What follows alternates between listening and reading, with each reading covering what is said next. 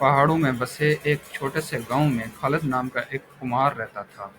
خالد پورے گاؤں میں اپنی شاندار مٹی کے برتنوں کی وجہ سے جانا جاتا تھا، لیکن اس سے بھی اہم بات یہ ہے کہ اس کے مہربان دل اور سخاوت کے لیے وہ بہت مشہور تھا۔ اس نے اپنے خوبصورت اس نے اپنے خوبصورت ٹکڑوں کو بانٹنے میں گزارے، اکثر انہیں ضرورت مندوں کو دے دیا کرتا تھا۔ ایک دن امیر نامی ایک مالدار سوداگر خالد کی قیمتی برتن خریدنے کے لیے گاؤں میں آیا۔ تاہم خالد نے یہ کہتے ہوئے برتن فروخت کرنے سے انکار کر دیا، اس کے برتن دولت مندوں کے لیے نہیں بلکہ ان لوگوں کے لیے ہیں جو اس کی خوبصورتی کی صحیح معنوں میں تعریف کرتے ہیں۔ خالد کے انکار سے غصے میں آ کر امیر نے اس کے سادہ طرز زندگی کا مذاق اڑایا، اپنی دولت اور حیثیت پر فخر کیا۔ خالد بے چین ہو کر امیر کو اپنے کام میں مدد کرنے کی دعوت دی۔ جب وہ ایک ساتھ کام کر رہے تھے، خالد نے اس خوشی کی کہانیاں شیئر کی۔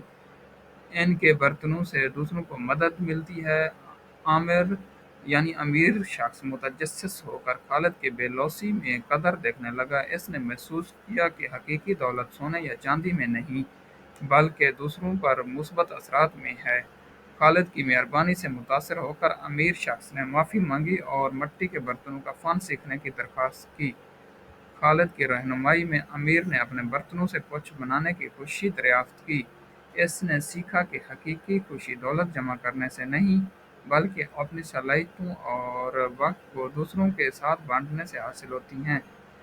جیسے ہی امیر گاؤں چھوڑنے کی تیاری کر رہا تھا، خالد نے اسے ایک خوبصورت برتن تحفے میں دیا اور یہ خالد نے ایک خوبصورت برتن تحفے میں دیتے ہوئے کہا، یہ آپ کی دولت کا انعام نہیں بلکہ آپ کی سیکھنے اور آگے بڑھنے کی خواہش کا انعام ہے۔ امیر اپنے شہر کو لوٹا، خالد کی حکمتیں بانٹتا اور جہاں بھی جاتا احسان پھیلاتا۔ دیہاتی خالد کی بے لوثی سے متاثر ہو کر اس کی مثال پیش کرنے لگا۔ گاؤں رحم دلی، سخاوت اور عاجزی پر مبنی کمیونٹی میں تبدیل ہو گیا۔ خالد کے مٹی کے برتن ہمدردی کی طاقت کی علامت بن گئے۔ ایک زندگی کا حسن دوسرے کے لیے جیتے رہنے کا ہے۔ حقیقی دولت دوسروں پر مثبت اثرات میں منحصر ہے۔ مہربانی اور سخاوت افراد اور برادریوں کو بدل سکتی ہے۔ عاجزی اور بے لوثی انسان کے کردار کا سب سے بڑا پیمانہ ہے۔ پہاڑوں میں بسے ایک چھوٹے سے گاؤں میں خالد نام کا ایک کمہار رہتا تھا۔ خالد پورے گاؤں میں اپنی شاندار مٹی کے برتنوں کی وجہ سے جانا جاتا تھا، لیکن اس سے بھی اہم بات یہ ہے کہ اس کے مہربان دل اور سخاوت کے لیے وہ بہت مشہور تھا۔ اس نے اپنے خوبصورت اس نے اپنے خوبصورت ٹکڑوں کو بانٹنے میں گزارے، اکثر انہیں ضرورت مندوں کو دے دیا کرتا تھا۔